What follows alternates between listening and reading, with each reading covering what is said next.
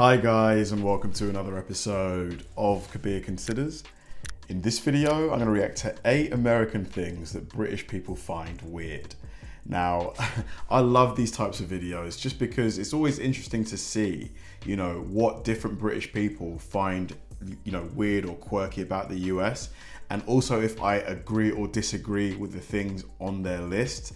Like one thing that I used to find really strange, and I still find a bit strange to be honest, is the tipping culture. Like I think that if I'm in a restaurant or somewhere where the person bringing me my food or whatever really goes above and beyond, like they clearly they're going out of their way to make my trip to the restaurant much better. Maybe it's my birthday and they've arranged something for me, like, I don't know, the band to play something, I don't know, something like that. Then I'll give a tip, but then I think the tip that I give should be completely discretionary. I don't think it should be like, okay, it's got to be 20%, it's got to be 25%. And I feel like in the US now, it's kind of like almost mandatory. And I know you're going to say, oh, you don't have to give a tip. But if you don't give a tip, I think it's, really frowned upon. Like, unless the service was absolutely terrible, that's when if as long as the service isn't absolutely terrible, you kind of have to give a tip, which to me, I think is mandatory.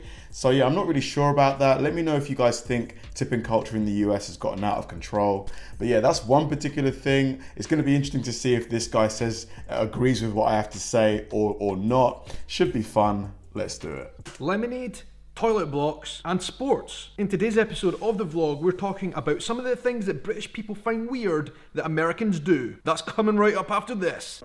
Alright, let's go. Hello everybody, how are you doing? And welcome to today's episode of the vlog. Thank you so much for joining me. My name is Sean and I'm a YouTuber from Edinburgh in Scotland. Sure. Right here on my channel, I talk about the cultural exchange themes that I have been kind of exploring over the last while between Scotland, the UK in general, and the United States of America, because there's some really deep connections. A lot of people in America want to know about the UK, about Scotland in particular, through their heritage, through their ancestry, and I think that's amazing, something I'm going to continue to explore on this channel for a very long time to come. And I've only just scratched the surface, but I think to get to the kind of bigger pieces that I'm going to do, there's a lot of little stuff in between, the nitty-gritty that we have to get hold of and explore and discover. So that's what's happening on this channel today. Thank you so much for being here. And guys, listen, if you're new, please don't forget to hit the red subscribe button down in the bottom corner, and then you will be part of the family from here on in. I'll be very sad if you don't do it. Have you done it? Awesome to have you on board. Thank you so much for joining the club. Right, things Americans do that British people think are a little bit weird. And I'm talking about Britain today because actually here in Scotland we have a very unique culture and identity, but really there's a lot of things that we have in similarities with the rest of the islands of Great Britain. Yeah, no, I agree with what he said. Even though there are quite a lot of Scottish people who want independence from the UK, there's still a ton of shared identity and culture between England in particular and Scotland.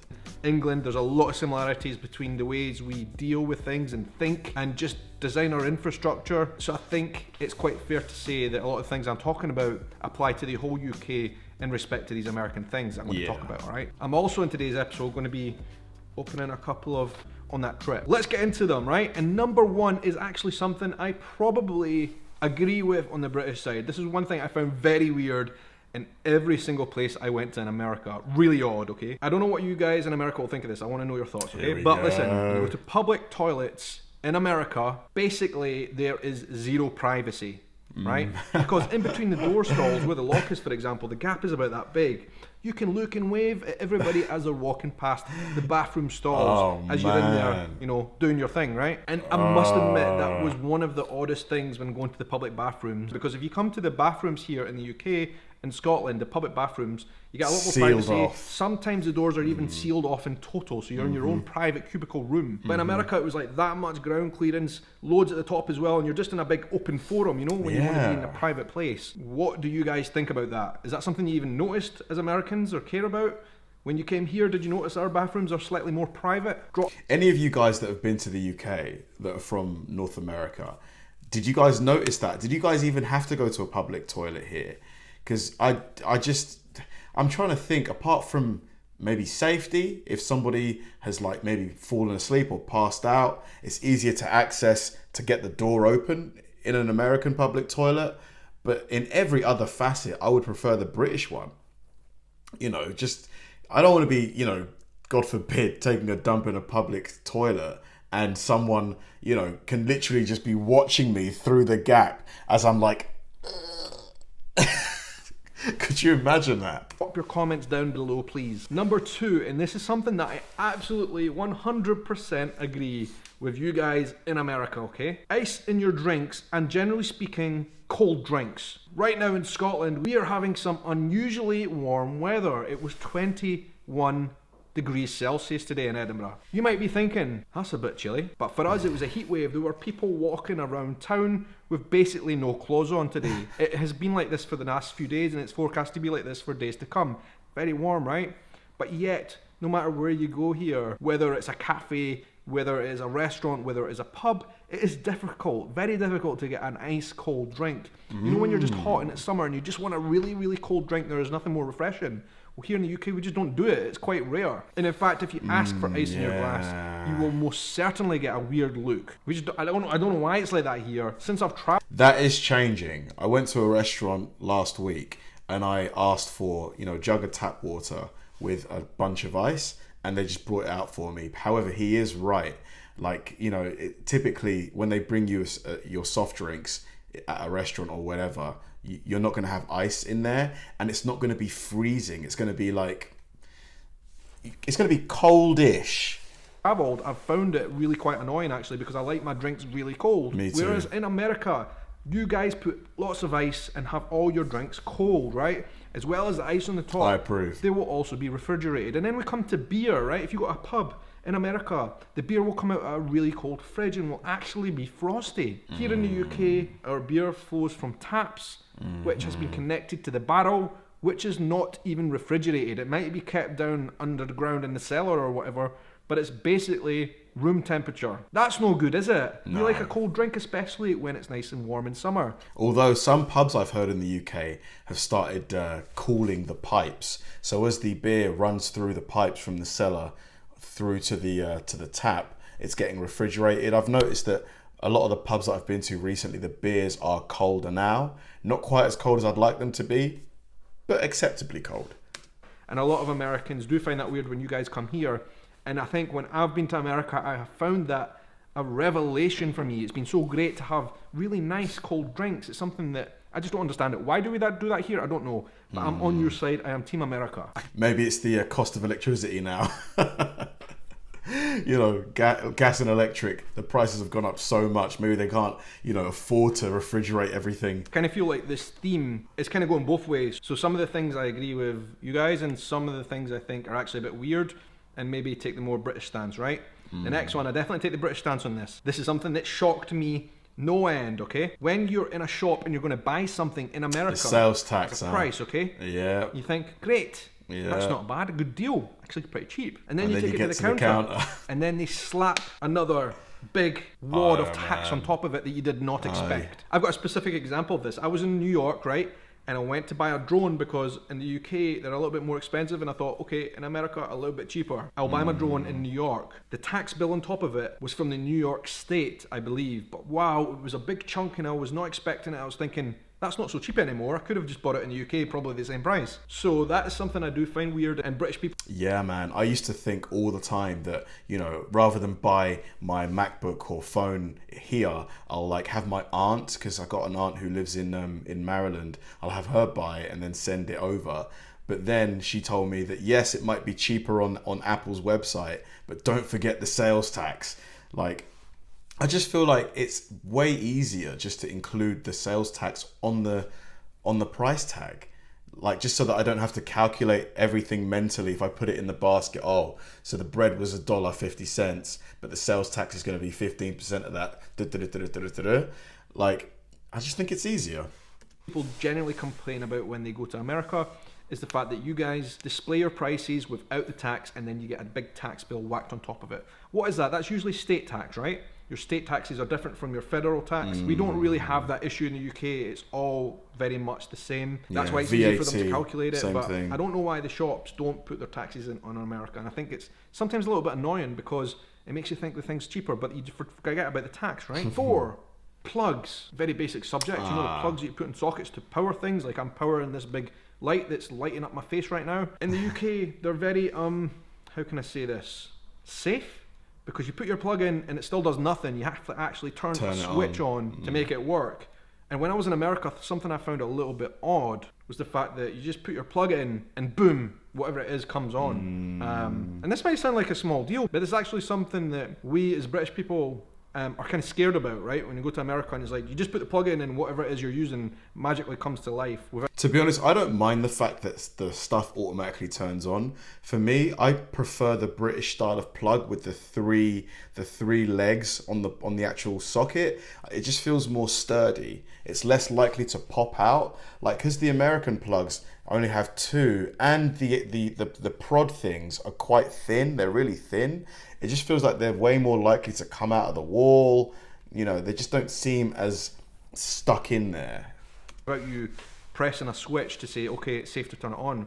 Because I don't know, I think it's in our education here, we're always taught electricity, super dangerous, do things slowly, plug it in, and once you're ready, turn it on. Is that even an issue? Should that be an issue? I don't even know. The next thing, I'm on your side again, 100%, right? In America, you guys have so many 24-hour stores and shops. And this is something I found in every single city I went in America. There's always something open.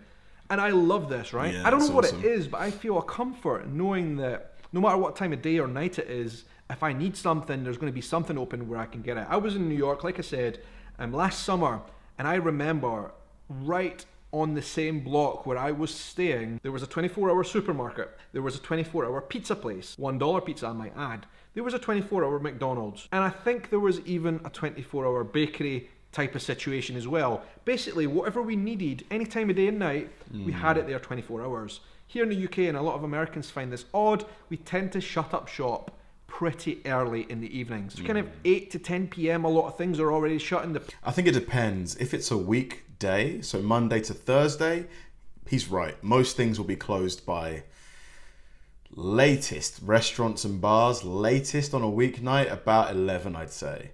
But on a weeknight, like a weekend, so from Friday to Sunday, things are open a lot later. But yeah, I do wish we had 24-hour stuff like New York. That would just be awesome. Pubs, as you know, don't last all night as well. They tend to shut between midnight and 1 in the morning because of licensing and all that kind of stuff. We're quite early here. Now, that's not to say it's always like that here. In London, you can find more things. And actually, some of the bigger supermarkets have tried this American style of being open 24 hours. Like Tesco, Walmart Sainsbury's has a subsidiary here in the UK. I don't know if you guys know this, but there's a Walmart here, and it's called Asda. That's a British Walmart owned by the same company, and their superstores, select stores are open 24 hours, and there's actually one not far away from here. And guys, listen, it's quite handy and useful. I like it. Like I said, I feel comfortable with the fact there's always something open 24 hours. I remember waking up at 2 in the morning once and I had a horrible migraine, didn't have any paracetamol. It's so handy to know that you can just get a shot whenever you need it. We just don't have that here. Pharmacies, for goodness sake, you have 24-hour pharmacies. That's incredible. We need this culture here in the UK. But then again, I think the reason for that is because we're such a smaller country than the US. Everything is like built up on itself. Like even clubs and bars and stuff in central London, you're not going to be very far away from people's apartments and their homes, like with their families. So if these places are allowed to just go on for 24 hours, it's going to affect a lot of people's sleep. It's not really like America where you can, where everything's really spread out. Like you can blast music somewhere and it's not really going to affect that many people. In central London, there's just not enough space for that. British people find it weird, but I think we also kind of like it. I certainly do. So number 6 is you guys are into all the sports. I think this is really cool. Definitely something I really enjoy about American culture. You tend to find people have a kind of broader interest in sports. Here in the UK and Scotland, it's not really like that, okay? I'll explain about that in a second, but when you talk to an American person about sports, they're into football, they're into basketball, they're into tennis, they're into golf. They can tell you facts about all these sports. Volleyball, ice hockey, for goodness sake. Literally all the sports you can think of. Usually people in America, you have a broader base of knowledge and you can tell us things about all of these definitely sports. seems And I think like that's that. fascinating and really cool. You get some major sports fans in America. And here in the UK, it's not really like that. And college sports are huge in the States. Like, it feels like everybody who, you know, went to a college that has a good football team or a basketball team, they remain a fan of that team almost like for life. Whereas here, university sports are just, it's just not like that here whatsoever. You tend to find here people are into singular sports, right? Yeah, and they don't really football, care or know rugby, much about the others. cricket. So, for example, a big football fan here in Scotland or in the UK in general tends to know a lot about football. They can tell you all the facts about football, but then get a wee bit lost if you take them into rugby or golf or whatever. They won't know about these things. Very People true. here are very narrow in their sport interests. And I just find that fascinating and really cool that in America, you guys definitely seem to have a wider sports-based knowledge and interest. I actually got this t-shirt from somebody who watches the vlog, Brenda from Tennessee. Thank you very much for sending this. And I've been receiving loads of sports-related items and merch from you guys, so thank you so much for sending them. It's really interesting to see all your colours and all your teams from different states. I've got so many sports teams now, between American football, between hockey, to go and check out when I go to the States next. It's going to be a riot just on the sports alone, so thanks guys for sending that stuff. Number 7, and here's something that I wish was better here. Something about America that is kind of like a curiosity, okay? Lemonade. Humble lemonade. And this is something that I find interesting because going way back to when I was a kid, I used to watch a lot of American programs, and I always remember it seemed to be in the summertime especially, kids used to make lemonade and sell it the on lemonade streets to their stand. neighbours. And when I saw the lemonade, it was always looked so good, right? Homemade lemonade. Although I did see a video of a kid on like running a lemonade stand, and I think the police turned up. Like, one of the neighbors called the police because the kid didn't have the proper license to operate the lemonade stand. Seriously, look it up. This isn't BS. It's just crazy. But I do love the fact that kids can just, you know, start a lemonade stand, make a little bit of pocket money. Real lemons and whatever other ingredients they use, special ingredients, and it just looked lovely. And in the UK, we don't have that type of lemonade. We have lemonade, but our lemonade tends to be, how can I say this? Like a soft drink, sparkly, full of sugar, and the faintest hint of a taste of lemon. The faintest hint. But like, that's what we call lemonade, and it really love it, not though. lemonade. And guys, having been to America Schweppes last lemonade. year, couple of places, I tried the lemonade, and I am addicted to lemonade now. I make homemade lemonade all the time thanks to you guys. You guys have it going on with lemonade, and I appreciate that. Man, I really want to try some American lemonade now, just to see what the difference is. I thought lemonade was pretty much the same elsewhere. How do you guys make it? I'm guessing jug of water, 10 or so lemons, you know, squeeze the juice out of them, maybe add a bit of the zest, a couple of spoons of sugar, something like that.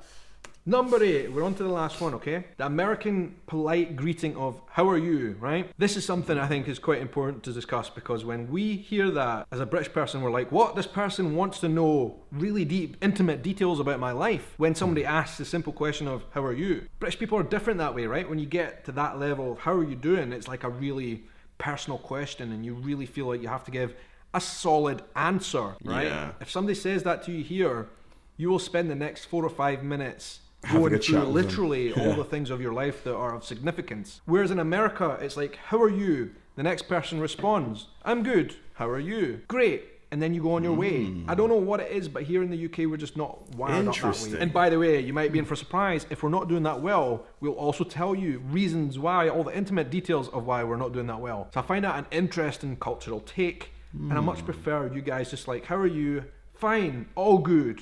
How are you? But what if you're not all good? You know, what if you're not fine? Like, I feel like if I ask someone how are they, I genuinely want to know how they are. Like, because I'm going to ask someone that I care about that. I'm not going to just walk past someone and say, how are you? I'll just say hi or hey, you know, how's it going? But how are you, I think, is quite a, you know, it's a thoughtful question. You're trying to gain information, you know, those words. It's not just I don't know. What do you guys think about that one? On our way. No more details need to be spared. Quick, polite, efficient. That's what I like. Anyway, guys, that was today's episode. I would love to know what you think about these kind of cultures. That was an awesome video. Really enjoyed that. I would say that I agree with most of what he said, to be fair. Like the toilet stall one, I really want to know why the toilet stalls in the US are so different, the public ones. I just can't think of why, unless you've got a problem with people, maybe homeless people spending, you know, nights in there. Because I guess if you can get into a UK one and be really quiet, because they're sealed off, you're never going to really know unless a member of staff tries to open the door. Maybe that's why. Maybe it's a safety hazard thing, you know, being able to quickly open the door, evacuate, you know, get people out of a premises. Yeah, those are the only real things I can think of. But yeah, most of the other stuff I agree with. The sales tax one for sure. I know that sales tax varies state to state. Can it vary like town to town? I don't think so. I just feel like it's, you know, it would just make things a lot faster and easier. It would give the checkout attendant one less job to do. You know, they can just, you know, tally up everything in the basket or the trolley. Customer pays, but by them having to calculate the sales tax, that's, you know, over the course of a day or an 8-hour shift, that's probably taking another maybe 20 minutes that they could be, you know, serving customers. Let me know what you guys think about that. Like, I'd love to know your thoughts. Thanks for watching, guys, and I'll see you in the next one.